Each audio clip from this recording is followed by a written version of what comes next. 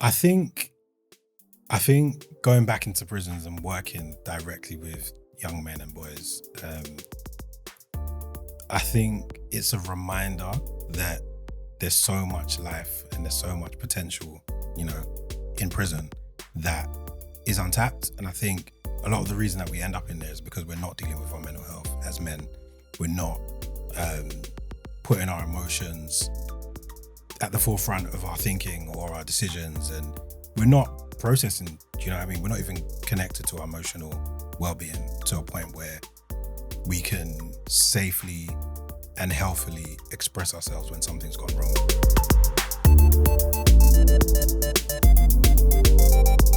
Welcome back to another episode of Life After Prison with Zach and Jules. You might remember today's guest from way back in Series 1, Tony Supreme, aka Anthony Olanipekun. When he first came on, he talked about his journey from prison to running a youth music charity and how music and therapy helped him turn things around. A lot has happened since then, and he's taken a step back from being a charity CEO, focused on building his business, prioritised his mental health, got married, and now he's working on a brand new show with NPR called Cellmate to CEO. And yes, Zach is in the first ever I'm episode? the first ever guest Come on. and guest, and honoured to be the first guest, actually. Yeah. What a name as well. Can I just take a moment for that? Cellmate to CEO. Yeah, I thought you was going to say I'm going to take credit for it for a second. That's what I thought you was going to come out with. What, the title? But yeah, no, don't. No, I don't, can't. yeah. Today, we'll be talking about burnout, growth, finding balance, and what it takes to prioritise living a life that feels right for you. Welcome to the couch, the Life After Prison couch. Tony Supreme. How you doing? Thanks for having me. Come on. Thanks for coming back. Again, of course. It's family. Once again, we're blessed I love with that. the soul voice. Yes. Soulful. Do you remember the first episode? I was like, you could put me to sleep in a good way. Yeah. It's so soothing. Yeah. Not that you was Thank boring, you. because No, it's far from that. Top tier voice up there with David Attenborough. Wow. For me. That's a big compliment. That's a Facts. statement. That's serious. Facts. When you listen, if you're listening on your headphones, take it in. Trust me. You know what I'm saying? Take it in. Try not to be Wow. conscious now. But yeah, Nah, you're good, man. You're good. appreciate it. You were actually, thinking about it, you were actually our fourth guest of series 1, episode 8. Series 1, episode 8. I love how you just checked your notes. Yeah, just a verified episode, you know what I'm saying? Yeah. Which was a long time ago, because we It spoke was. about the other day how many episodes it's over 100 now, right? Yeah, over 100 episodes. you guys dropped. have been churning them out. Yeah. Yeah, we don't want to listen back to us on series 1. Why? You were fantastic. You are great. Thank you. I appreciate it. But We- you lot are great we- hosts. Great hosts, though. We've developed a lot since then. Award winning. Thank you very much. You know what I'm saying? Thank you very much. We were not award-winning then, but you know. Well, you had it in you. We had it in us. Yeah. Facts. Yeah, reluctantly, go and check out that episode if you haven't seen it. Don't judge us. You get me? We're just starting, but more so to listen to Tony's story, you know what I mean? But let's just kind of go over the kind of themes we discussed just for people that haven't listened to it. Yeah. I remember we spoke about your journey, going from prison to becoming a CEO. What do you think about, like, when you reflect on that journey there? It was long. I feel like I've had so many different junctures of my journey. So like so many different versions of myself have formed throughout that time, which is, going on 12 years now, I think. Yes. 12, well 13 years. I remember at the time it was about, we said 10? 10. About 10 years. You know what I mean? Yeah, and I remember saying, I can't wait till I could say that. Mm. And I'm halfway there. Yeah. 5 years now. But you've done a lot. Yeah, You're doing a lot. Yeah, well, Do you know what I'm saying? trying to follow in your kind of footsteps. You know what I'm Yeah, saying? I mean, Yeah. but, yeah. But that's cool, man. So like we spoke about, how you use music and therapy in terms of your development Yeah, and work. Is that still the case now? definitely. I think even more so. Like it's even more ingrained in my day-to-day and the work that I do, for sure. Yeah. So since we last spoke, like what's changed for you? I feel like a lot has changed. Work has changed. I'm married now, like you mentioned. Congratulations. Amazing. Thank you. Come on. That's like one of the biggest changes for me, just kind of going through the process of having a wedding and, planning family life and that kind of thing. But yeah, work has changed. Ambitions have changed. Even just sort of like how I relate to myself within the professional world has completely changed as well, in terms of navigating imposter syndrome and moving past that, I would say, and kind of like really establishing myself as a more confident leader and having more of an idea of what I want to do in life. But yeah, loads have changed, man. I feel like something like marriage as well it's a massive milestone, right? And when you're inside, you have a lot of time to think about these things. Like, okay, these are the things that we think about and we want to happen to us, and we kind of, not that we don't believe it, but it's almost so the opposite. Yeah. That it's kind of unbelievable. How does it feel to be achieving a milestone like that? Well, it's mad because I never really thought about it in prison. I never thought about it for a very long time. So my parents are married. They've been married for over 36 years. Wow. And it's a beautiful relationship. So I get to see a really positive example, but I never really thought of it for myself. Why? When you're a young man, you go through relationships and sometimes you have, there's heartbreak. Yeah. And I think for me, I was just kind of like, especially when you come out of prison, I think you have to navigate through that feeling of like being undeserving of many things. So some of the things that you see other people do that would be considered normal for normal people, when you're coming out of prison, you commit a crime, you feel guilty, like even when you leave, and you're kind of like, yeah, that's for them. It's exactly what I mean. I remember sitting inside and thinking, I was trying to dream about being successful, and even that was like, don't know about you. Wow. Like deep down inside, somewhere I was like, I can do this. But there was a lot going against those dreams because of just the position you're in. Wow. Did you not feel that? Not with like marriage and things Was like that something you always... That was something that I thought, yeah, whenever Really? I'm ready, the time's right, it will happen. Exactly why you're married. Exactly. Yeah. No, exactly. You know what I mean? And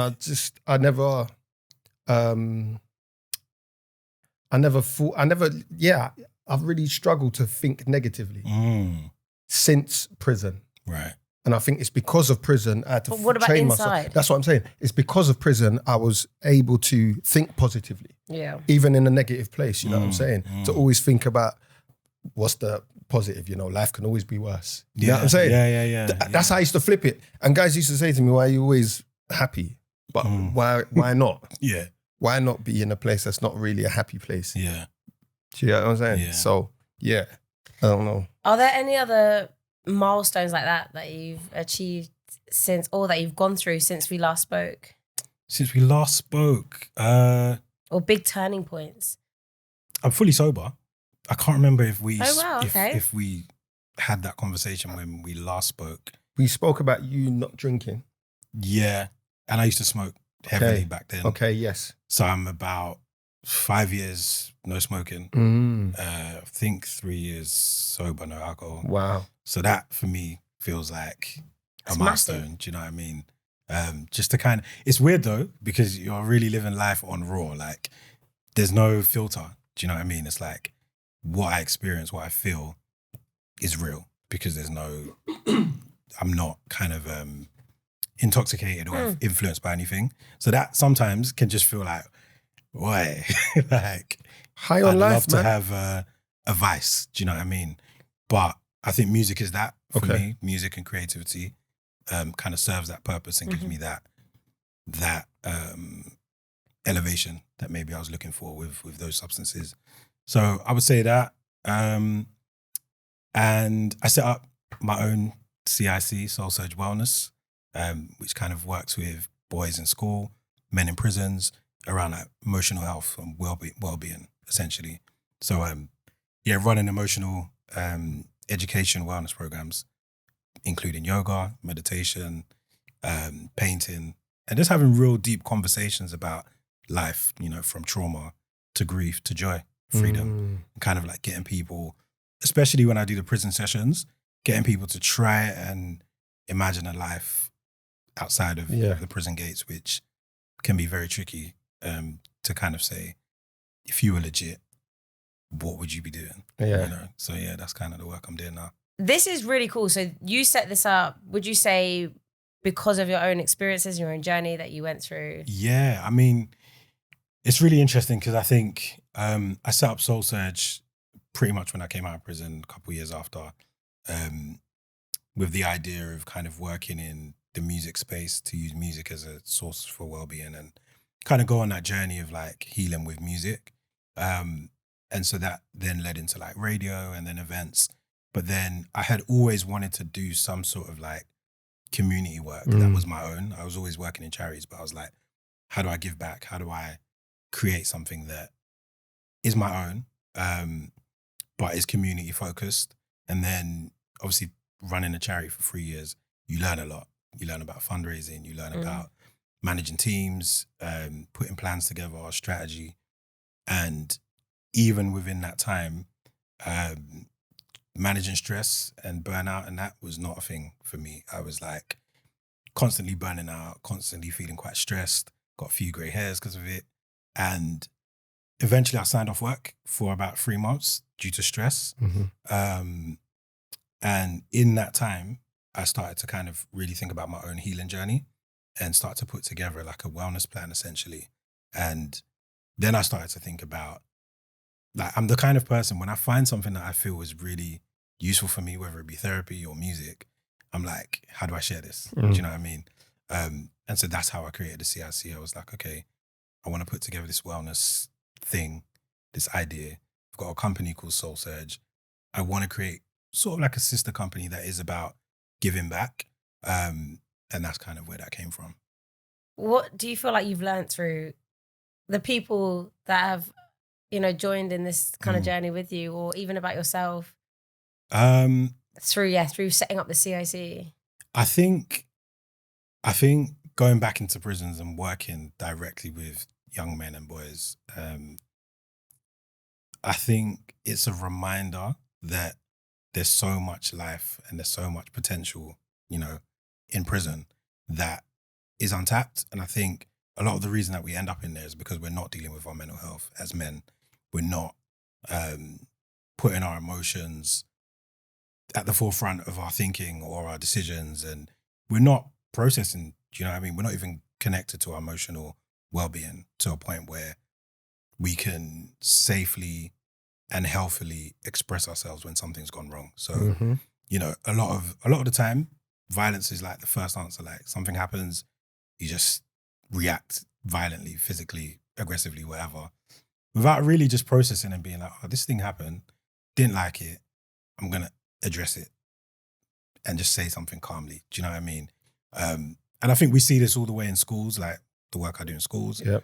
You know, we're not taught, especially as boys and men, to express ourselves in any kind of way that isn't just like a outburst. Do you know what I mean? So can you talk us through what your CIC does? Yeah, absolutely. So Soul Surge Wellness is a CIC that predominantly focuses on Black boys and Black men in prisons, so in schools, alternative provisions, and in prisons. With the younger men, it's about those who are disengaging with like mainstream education and being labeled sort of like with behavioral issues. And it's kind of looking at those behavioral patterns that are linked to emotions or a lack of emotional awareness, and just trying to get these young men to connect with their emotions, understand how they feel, whether it's, you know, depression, stress, or anger, and then find healthy ways of processing that and then communicating that. And a similar way in prisons, it's about looking at what has got some of us there, how we engage with our emotions, and then again, how we safely express those emotions. So usually it's done in a workshop format. So we do 6-week workshops, 10-week workshops, we do day workshops. And it usually starts with some form of meditation, some breathing exercises, and then some journaling. So it's kind of teaching them some really simple but key wellness practices that they can use even when they go to their cell. and like something's happened the night before. How do you process, Yeah. you know? And then we also do painting or some sort of like creative practice. So it might be creative writing, poetry or painting. And that just it creates a really open space and a safe space to kind of express those emotions through, whether it's painting, it's like colors, or, you know, we've had some really interesting paintings where the guys are like, I just feel dark. Like all I feel is darkness. And I'm like, paint that. Like, what is that? And then the conversation is like, how do we now feel once we've got those emotions on the canvas, right? And during the painting, we're having conversations about trauma, grief, you know, the impact of violence on ourselves, whether we're perpetrators or victims of it, often interchangeable, you know? And so, that's usually what the sessions are. What's the kind of response that you get? It's interesting. It's a good response. Firstly, I'll say it's good. I think the thing I've learned actually being in the prisons and like working in some of the young offender institutions, people are a lot more open to the conversation around wellness, because I think it's recognized that it's needed, but it's like without support, we don't know how to get there. So I think a lot of the young men, the idea of like closing your eyes in a room full of other men, in a place like a prison, which can feel really unsafe, where you feel like you need to have your wits about you, seeing people close their eyes for 5 minutes when some of the teachers in those prisons are like, they won't even sit still for 2 minutes. Do you know what I mean? Or, oh, they're going to come into the session and they're going to do what they want, but try your best. And it's like, okay, like I've been here before. But there's a difference. And the reason I asked that question, what the response is, because there's a big difference when you're walking to a room and someone can relate to you straight away. Yeah. So that makes a big difference. But also it's really important work, because we don't have these spaces traditionally growing up or in society where as Black men, we can actually speak about what is trauma to us. You know, why do we feel the type of way we feel? What is it about society that makes us feel this way, and reflect on it, and why we respond this way with our actions? So when the teacher's saying, 2 minutes, then you don't understand the bigger picture. You know, that's why I was curious to know what the response is, because I kind of knew it would be that way. But, so for you then, what like, because we always talk about we can do more and go further. So what would you do to build up on that? So there's three strands that I'm really trying to like work on. One is the educational wellness program. So it's those workshops that I've just mentioned. The second thing is creating a therapy fund. So essentially raising money to pay for men to go to therapy who might not be able to afford it, but specifically focusing on men who have been to prison and gone through the criminal justice system. So do you reach out to people, or are you going, or can people like find you? How does the process work? So at the moment we're building that, because it's a lot more of a complicated process of like, how do you match people with the right therapist? You know, how do you know how many sessions are suitable for people? And also it's about men being ready. So a lot of it is conversation and just being like, you know, are you open to therapy? And some men will say yes or no. And then there's a process of filling out a form, kind of getting all the information, and then going on a journey of matching people. So that's in process. Do you take referrals? Yeah, absolutely. Okay. Yeah, absolutely. I think a lot of it is because we're looking to pay for people's therapy, there has to be some level of commitment and bringing yourself forward. So you've got to be ready for that, because therapy is grueling. Like, it's hard. Do you know what I mean? It reveals parts of yourself that you've never seen and that you might run away from. Yeah. So it's making sure that people are ready to take that journey and take that step with support. And then the final strand is retreats. So taking men away from inner city, London, Manchester, wherever, going to the countryside and just engaging in like a few days of a different environment, but like all of those wellness practices I mentioned, just having 3 to 4 days of doing that: yoga, painting, conversations, you know. That's incredible. Yeah. Yeah, That's so- the Because vibe. these retreats, you know, this kind of thing does exist, not exactly how you're doing it. So it's different Yeah. there. Do you know what I mean? Because the actual steps that you do and the practices you do are slightly different, but also specifically for men isn't really out there either. So yeah, I think it's incredible. And from the inner cities too, man. Yeah, we have to. Do you know why? Yeah, I was talking to someone, and they were asking me like, "Yeah, so what's the work about that you're trying to do?" And I mentioned the retreats, and he's like, "Oh, that's sick." Like, for a lot of us in prison, the only time we've been out of our city is, you know, prison or for activities that get us into prison. Yeah. but not to actually rest and recover. Well, and, even You if framed you're that in really nicely. even if you're in prison in these areas, you don't see it. yeah, you don't see it. Do You know just what I see mean? the walls of your Yeah, prison cell, you yeah. know? No, you see it in the You sweat go on the box. drive. You see it in the sweat box. Yeah, for You go- what? One ride. Loads of sheep and fields. Yeah, You're like, well, you see that's it. it. It's not too bad. It And then boom, exists. yeah. And then, You know It's what I mean? sad. It is Yeah, sad. yeah. Some It's people sad. live in, you know, prison for years in a place that they have no idea. Yep. I'm talking about myself Yeah. included. You know what I mean? Like, yeah, it's crazy. Yeah. So we need to create those spaces where Well done. we can. Let me be come around. to one, please. Yeah, listen. Yeah. 100%. All right. 100%. We'll make it happen. I actually love this. Yeah, I'm down. Yeah. Yeah. We'll vlog it. 100%. Yeah. And can he bring a +1? This men Not only. me. Another man. Sorry, Yeah. it's men only. Not me. Not me. Yeah, don't worry. But come on. Sorry, Jules, you're not invited but to this how one. cool would that be? No, it would be cool. Of course, it To would be actually dope. bring. I'll bring. Yeah, I could bring people. I've got, Yeah, but yeah. I want to go first. Yeah. Yeah, So that's you know what I'm impressive. saying. Yeah, no, Building that's that. dope. Shout me when Oh, definitely. things are Yeah. in motion. Obviously, you talked about why you set it up, so I want to go back to that. Yeah, Mm. and I want you to talk us through you stepping back from your role as a CEO. Mm. So I think it was 2023. Throughout that whole year, I was just super tired. Like I didn't know what was going on. And every holiday I went on, so my brother lives in France, so I'd go and visit him. But I'd just sleep most of the time I was there. And I was just like, what's going on? And my missus was kind of like worried about me. And I was losing, like there was all these symptoms. I was losing weight. I was getting rashes. I don't get rashes. And I wasn't sleeping at night. I could hardly sleep. But during the day, I was very tired kind of thing. So eventually went to the doctors, got some tests done, and they was like, you're stressed, like you're beyond stressed. So we need to kind of try to find ways to regulate your stress. First thing we're going to do is sign you off from work. So I was off work for 3 months towards the final quarter of 2023.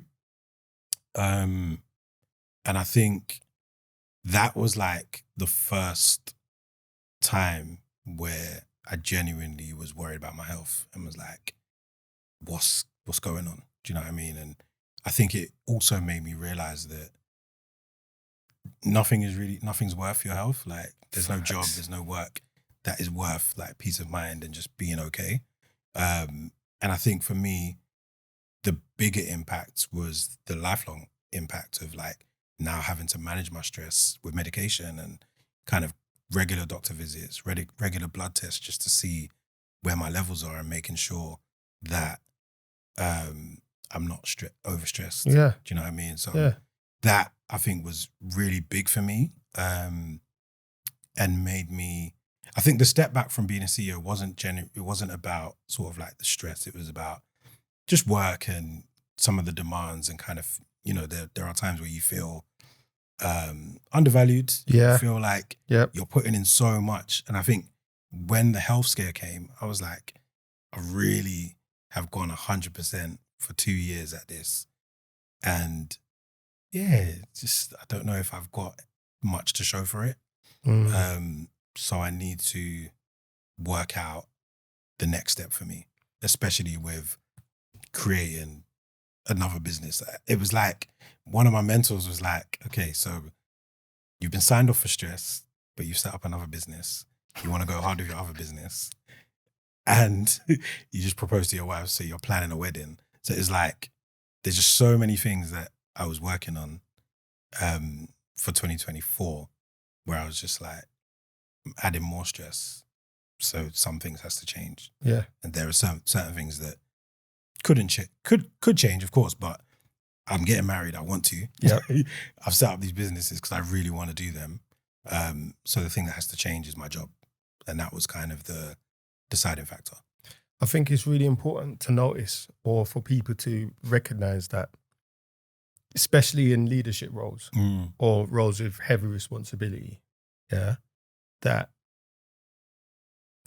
in order for you to pour into others, you've got to make sure your cup's full. Yeah, 100%. You know what I'm saying?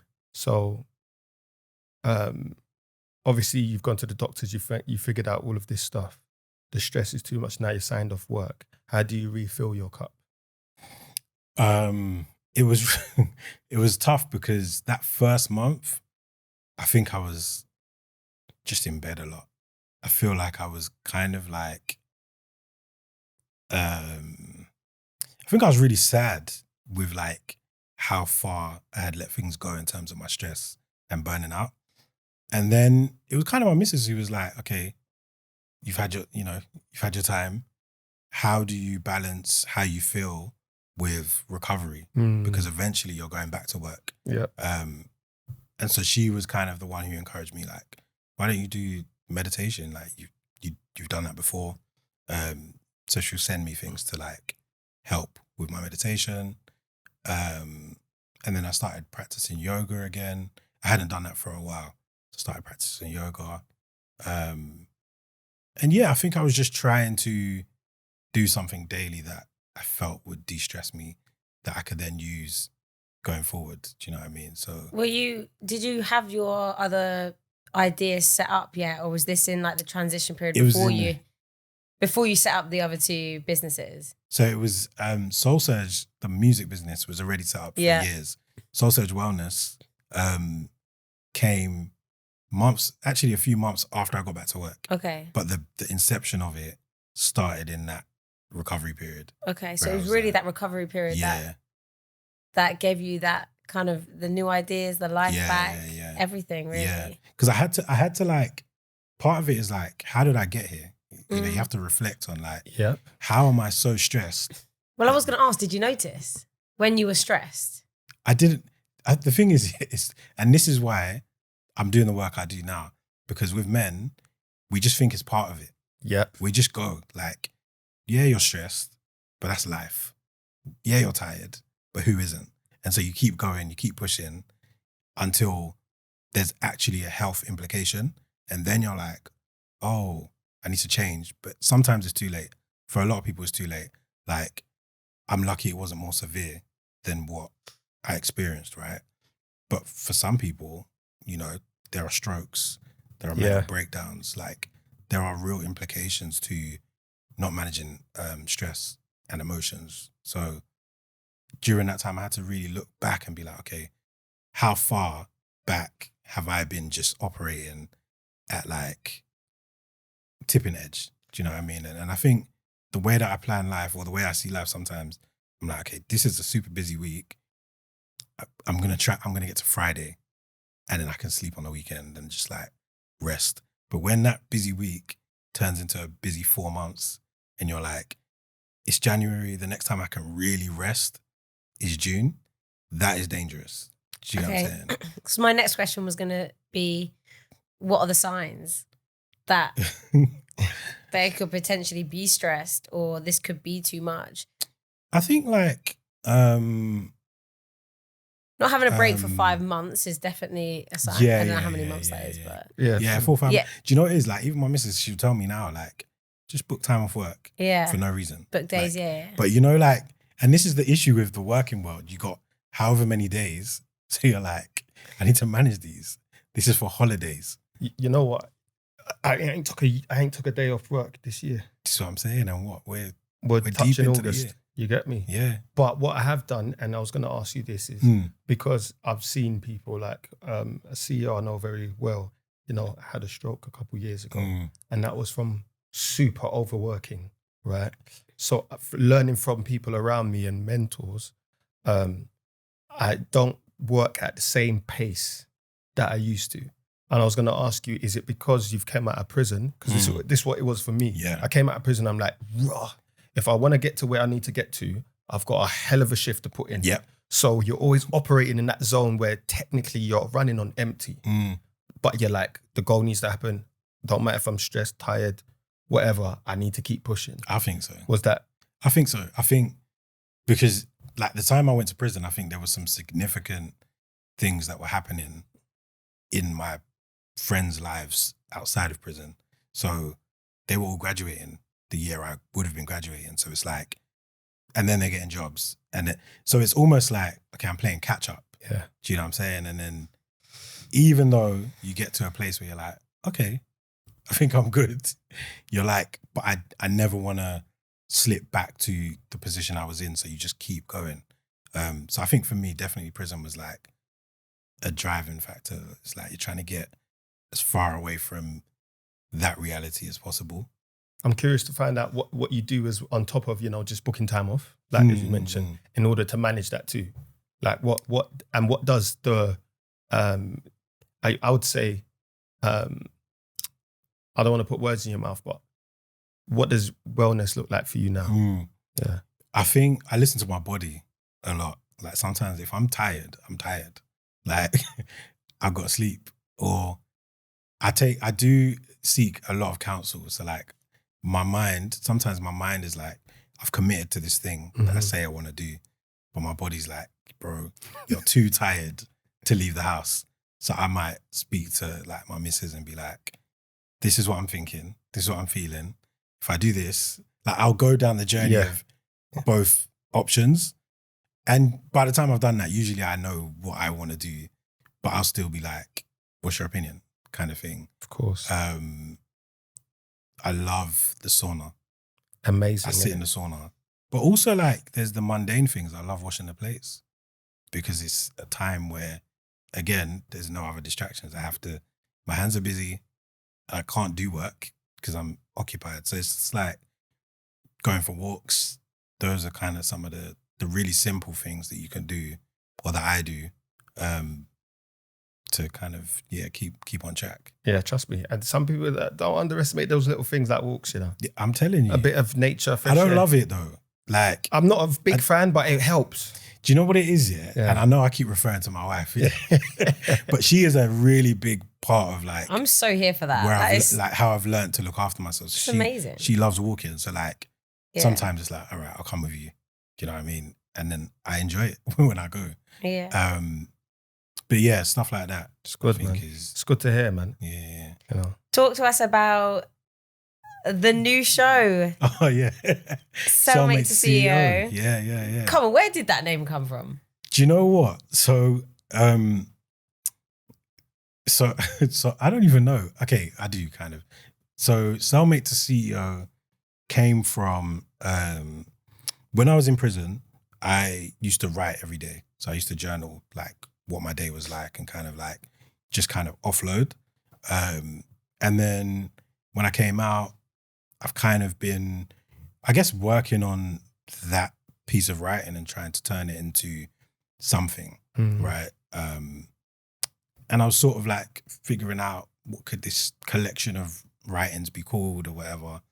And then Cellmate to CEO came to mind, but I was like, I'm not going to call it that, but I need to put this somewhere. Okay. So I banked the name. And then, but all this is all at the time where I'm actually a CEO, right? Because I'm like, okay, the journey from Cellmate to CEO has got me here. So I think part of the idea came from like, okay, I'm a CEO, never been one before, never dreamt of being one in the professional sense. Yeah. Like, anyone can actually become a CEO. You set up a company, you can actually give yourself a title, right? But in the professional sense where you've applied for a role, you are doing the role. I never really envisioned or thought about that being a reality for me. So when I'm in that and I'm like having this really steep learning curve of like, like you got to make sure there's money coming in. Do you know what I'm saying? Especially as a charity. Yep.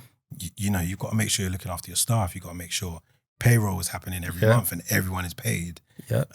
You got to report to a board. Yeah. These are things that I'd never had to think about when you're a manager or just kind of like frontline staff. You're like, when are you guys paying me? That's kind of as much as you think about in terms of the organizational set up and how things run.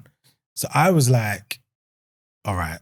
So firstly, I'm in CEO world, a young black man. I'm also have a conviction. And so I don't really know that many people around me that have a similar story and that have navigated this space. So I want to find them.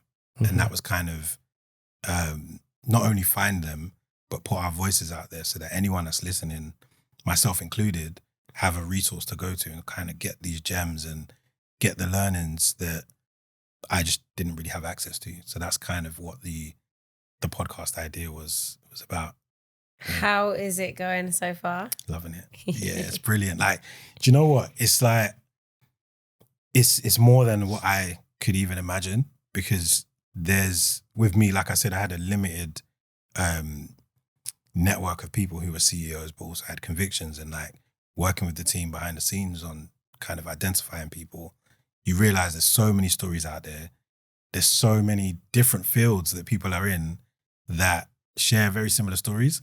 And there's some common threads around how people have got to where they've got to. No story is the same, but I think there are, some commonalities within our stories and within our journeys. And I think it's been brilliant, man. Like, I've been super inspired just talking to people, you know, and hearing there's certain things I'm like, this is giving me maybe new ideas. Yeah. Do you know what I mean? I'm like, oh wow, this is how you developed your business and how you kind of set up and secured your future, you know? That's something that I can learn from. So I think, it's exciting. It's proper exciting. How are you finding it as a host? I love it. I enjoy it. I think one thing I really love is hearing people's stories and like kind of seeing how people think. And it's hard sometimes because people go on tangents and like sometimes forget the question you asked and they're like, what did you say? So it's like bringing people back and like making sure you're kind of going on a journey of what it is that you've envisioned. But even we were talking about production before, and like having a production team and people who are doing the research and really understand the guests that you've got. They're preparing me as a host, supporting me, kind of making sure like I feel confident, like, you know what I mean? Like gassing me up. Yo, that was brilliant. Even though like, I don't think they're lying. They're not chatting but crap. Yeah. It's like having that level of support and belief in just an idea, I think makes you a bit more relaxed as a host, because you're just like, okay, we got something here. I think when you're passionate about it as well, that just, it all comes together. Mm-hmm. But the fact that you're shining a light on these stories is amazing. And, you know, again, just showcasing that people that go to prison are good people. Most of them good people and doing good things. Most of them. A lot of good people. A lot of good people. Wrong decisions, big dreams. Smart. And it's just, I think it's great because people don't really get to see those two names side by side. Cellmate, CEO. Yeah. It's quite, in one side, really unachievable and also so achievable. And I just think it's really empowering. So fully empowering. And the conversations are dope. Well, the conversation we had was I'm looking forward to hearing it. Really good. Yeah. I enjoyed I really enjoyed, because you know what? When you're a host, you know what we do? Obviously, we're interviewing right now, innit? We're talking right now. It's not really about us. So when it's about you and experiencing what I do in reverse, it's amazing. When you've got someone that knows what they're doing, knows what they're talking about, understands you as a guest, it's such a sick, brilliant experience. And you was cold. So when is it out? Cold. It's out later this year. I would say towards the end of autumn / going into winter. So like October, November times. Good timing. Yeah. Good timing. It's audio only as well, right? Audio only. It will be on the Life After Prison feed as well. Yeah. Of course it will, everywhere. Yeah, so part of the family now. That's right, man. So that's Spotify, podcast, wherever you get your podcast. And Played Inside. That's right. Right? Yes. I'm hoping, yeah. Of course. Of course, it's going to be on National Prison Radio. Yeah. Without a doubt. You know, Cellmate CEO, so only writers played in there. Yeah. You get me. But you're also chief executive elsewhere. I'm executive director of Jazz record label, black-owned jazz record label. Been about for I think around 22 years now. And we do a lot of work with emerging UK jazz artists. So from recording music and releasing it to putting them on stages. We ran a festival. We run a yearly festival at the South Bank Centre. And we do a lot of international work. So we take artists from here and take them to like showcasing festivals around the world, which is, amazing. Were you doing this when we interviewed you last? No. You weren't a part of this? No. But, you know, music's always been at the Constant core, right? thread. Yeah. Music's always at the core. I think the beautiful thing about this is that I've kind of transitioned out of charity. So it has very similar challenges around fundraising and ensuring that there's finances available for all of the amazing work that we do. But there's so much, it's just fun, like, do you know what I mean? And I think it can't be taken for granted working in music in a way that like is very different from like traditional record labels. So we kind of say that we're fair trade. So our deals that we give to artists are super fair.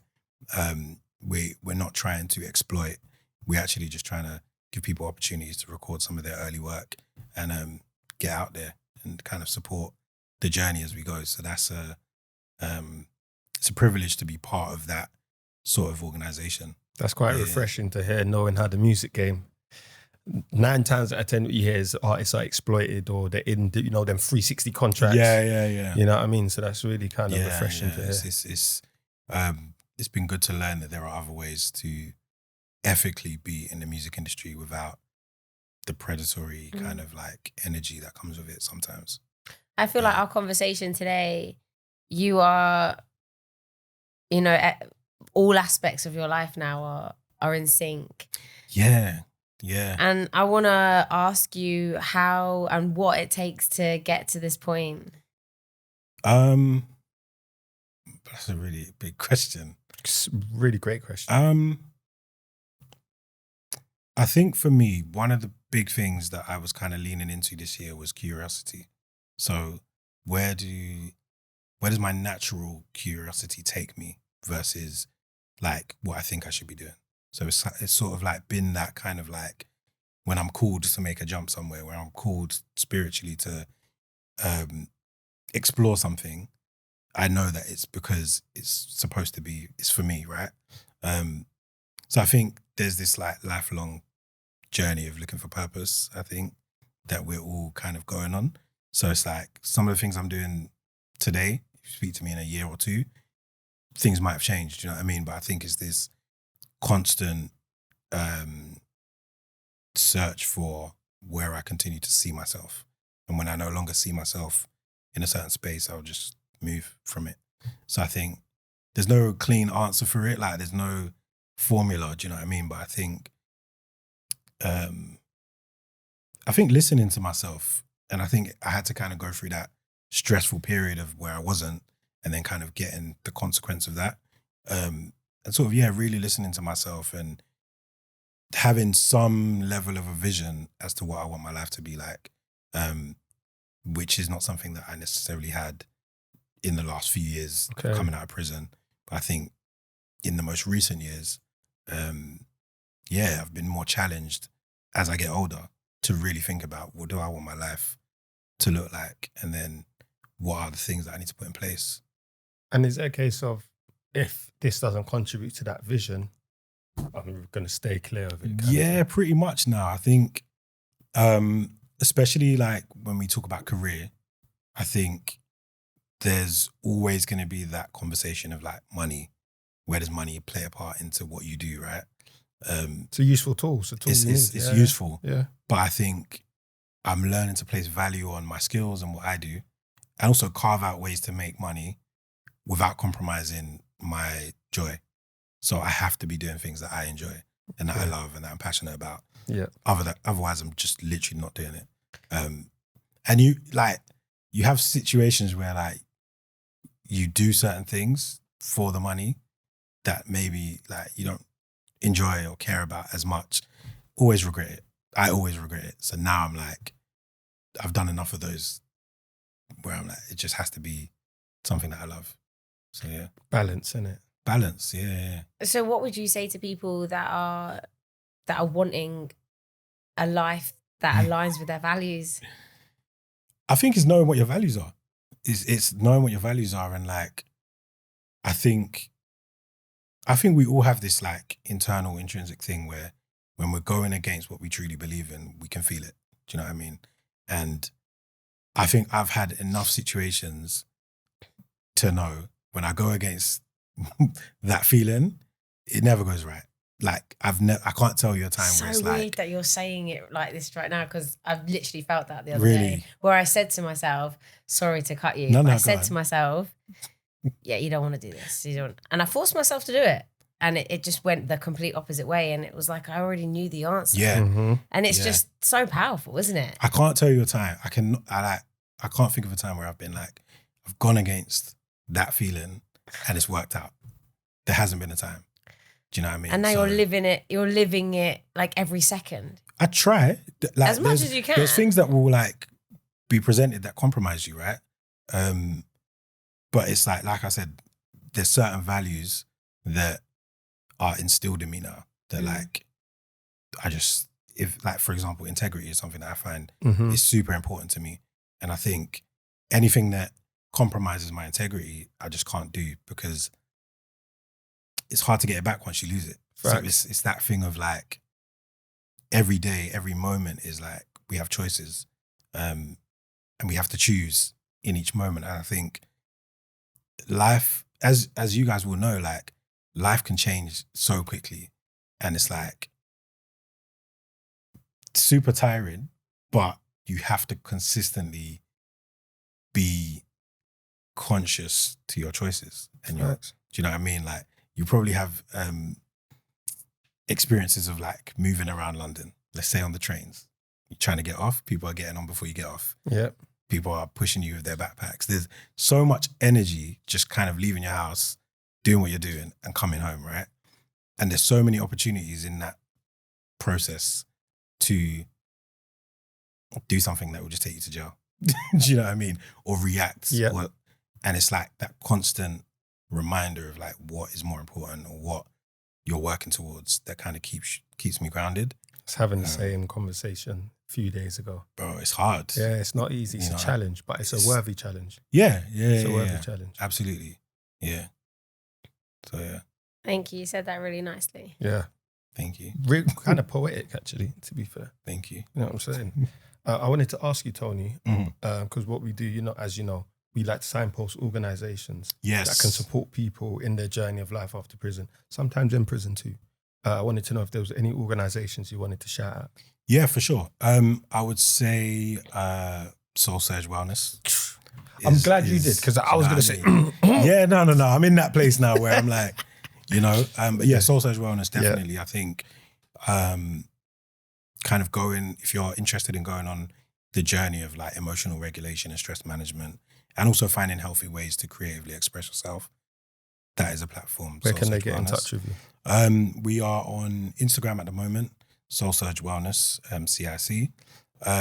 I would also shout out Inside Out Wellbeing, a mental health organization that kind of specializes in mental health and kind of mental well-being, and just kind of, they run workshops, they do online content, and they do training as well. So there's different ways you can get involved. But that's all about kind of maintaining emotional and mental well-being. I say Life After Prison is a big resource. Honestly, it's such a resource. If you want to kind of, if you're coming out of prison or you're in currently and you need to hear some good news stories and like positive stories and outcomes from people who've gone on journeys similar to ours, I think tapping into that space is super important. I'll leave it there. No, thanks, man. That's nice. We've never had a guest that says Let's shout us out. first time. No, it's like, because I think it becomes a unique world once you have been to prison and had certain experiences. Yep. You're almost like, you only see yourself in certain places, right? Yeah. And I think this is one of those places where there's so many different conversations and journeys, but you'll be able to relate to so many different things in there. Do you know what I mean? So I agree Oh, with you, Tony, sir. that Thank was you very just much. yeah, so sweet. it's true though. And know- I love that. And It's actually, true. I haven't heard somebody say it like that. And it is true. But think about the variety of people that come on. Yeah. You might relate to at least one I person. mean, we've all had that left leg chicken. Do you know what I'm saying? That is Like, not them blue plates. acceptable for We've human all had. consumption. Do you know what I mean? But we can talk about that Yeah. experience. And, Yeah, very And true. it's only if you know. You know. Right. You get So, me? No, I yeah, appreciate that. it's So if you know what, in future when we're doing advertising, we'll shout you because that was cold. I appreciate that. That was Yeah, dope. That was dope. I'm going to add two more though. I'm going to Yeah, shout yeah. out a couple more. I'm going to shout out Enterprise Exchange, who are based in Brighton.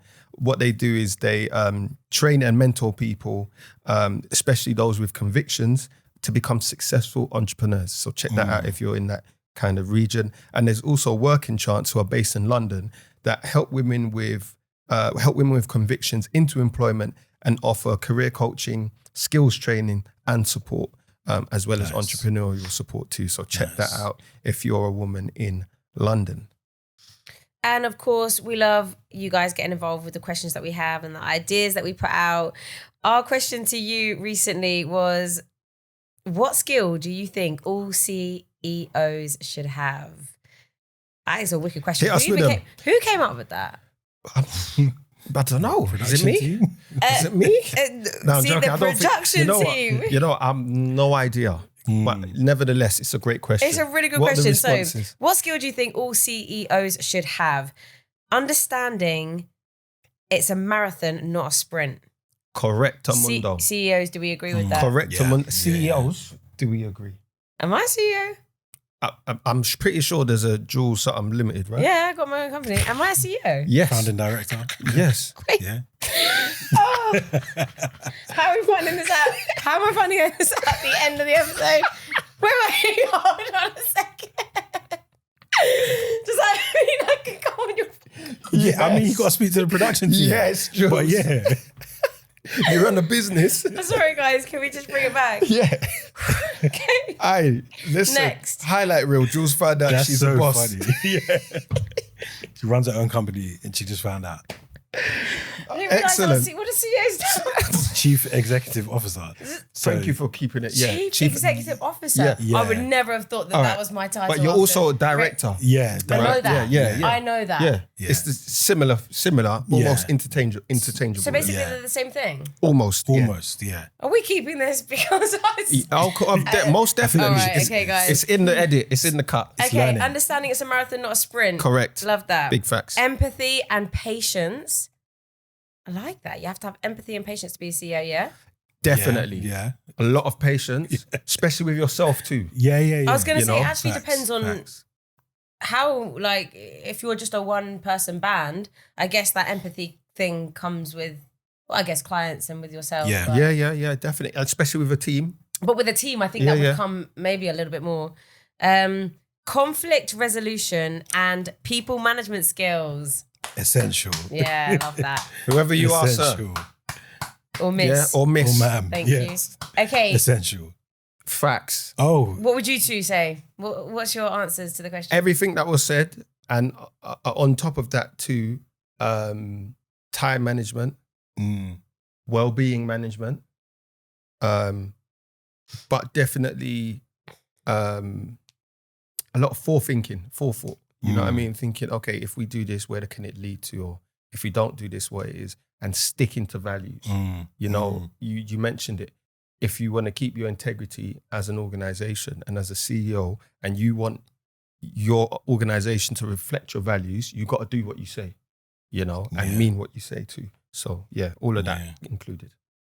Tony? There's many. I think conviction is one though, because I think, especially if you're leading a team, you can't be shaky. Like you got to be like, this is the decision, this is the direction. So I think having some level of confidence and conviction is important. I like that. Yeah. I like that a lot. Yeah, I would have added decisiveness.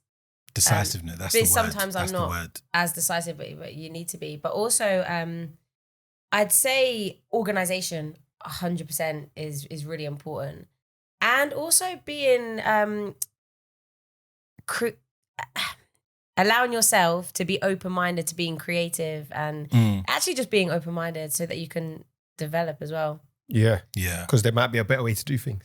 Yeah. Yeah. Well, you got us talking. So thanks, guys. Please keep getting in touch. Instagram and X is @AfterPrisonPod. TikTok is Life After Prison Pod. Email us at podcast@prison.radio. And if you're inside, we're going to put the number at the end of the show. So please keep getting in contact with us. And thank you so much for listening. Tony, thank you for joining us part again. Part 2. Thank you. Excellent part 2. Appreciate you guys, man. Yeah, we have to do a 3-peat. Yeah. At some point. Yeah, for sure. Thank you for listening. We'll see you next time. Don't forget to like, share, subscribe, all of that good stuff.